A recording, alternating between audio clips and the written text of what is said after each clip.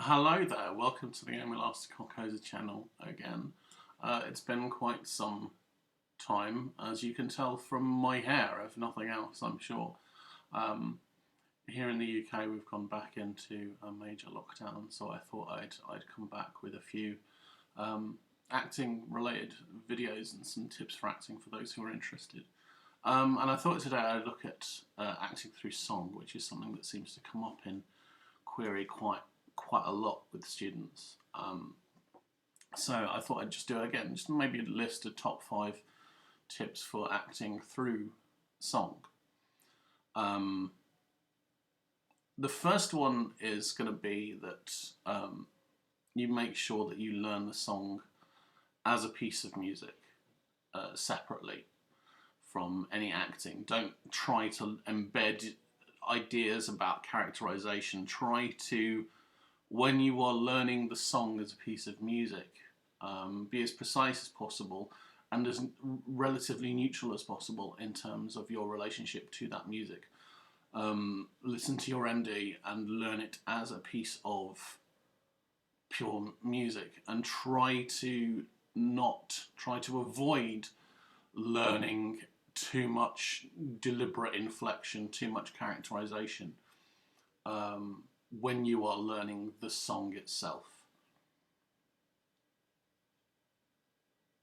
I know, as I'm saying that, I realise that's kind of against what a number of singing teachers will sometimes do. And I'm not a singing teacher per se. Even so, I'm gonna stick with that and risk it and say, try to avoid learning too rigid a notion of how a song should be performed when you are learning the song itself. The second, though, does relate to the music and your relationship to that music, which is to pay attention to the information that the songwriter gives you. Elsewhere on this channel, I talk about Shakespeare and the amount of information that Shakespeare provides just within the writing as to how his text should be delivered. And it's the same with any good songwriter anyway. There will be plenty of information embedded within the music where the emphasis is in the dynamics of the song, in key changes, and the more performance-minded the composer, like somebody like Sondheim, will give you an awful lot of information elsewhere in the song, in the introduction, in the orchestration of the song, as to the manner in which it is intended to be delivered. Number 3 tip for acting through song is to make sure that you have a target the whole time. This is true of any kind of performance, but it's particularly important when it comes to singing. Make sure that you have a clear target for who you are singing to, from the audience or as individual audience member, or to another character specifically on stage, to the universe, or to the gods or God, or whoever it may be, or yourself may be the target. But always know who you're singing to, because I mean, that's, again, it's a truism of any kind of performance, but it's particularly true of acting through song.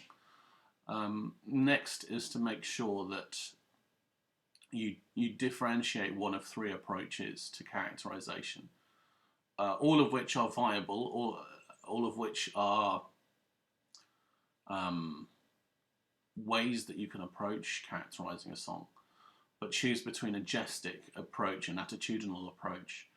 One versus one where you are playing a naturalistic character who has any kind of psychological realism to them, or whether you're playing an atmosphere.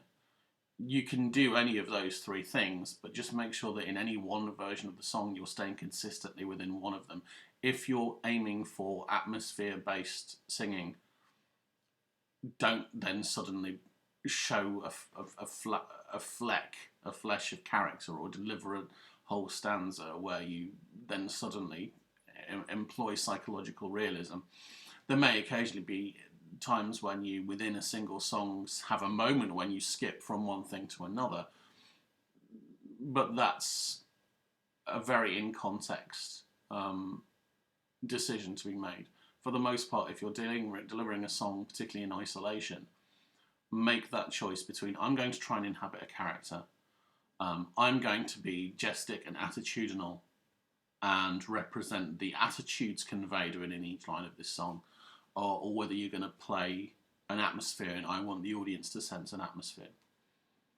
And this comes to the last thing that I'm going to talk about, which is considering context and the most important thing for you to communicate.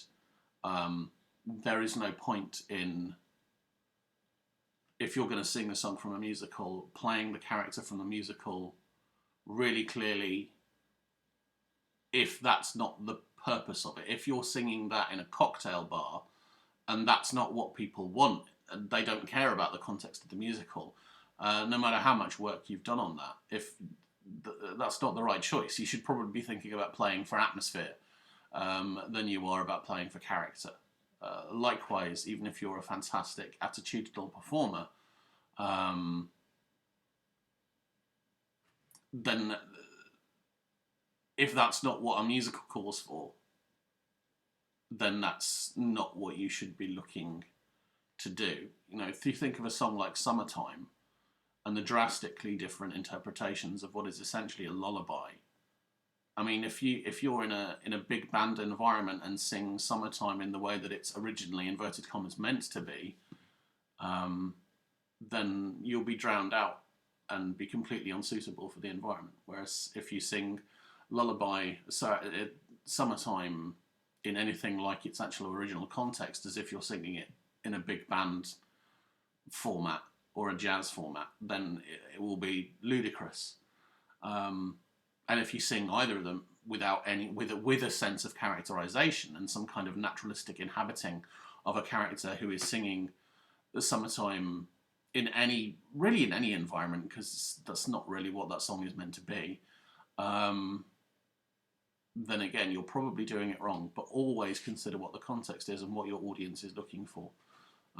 It's very rarely about you when you're singing a song. It's even less about you than acting. Much less about you than acting in a straight play, certainly a naturalistic straight play. Always consider context and always consider audience and space. Anyway, thank you. I'll try to revisit these a little bit more in the next few.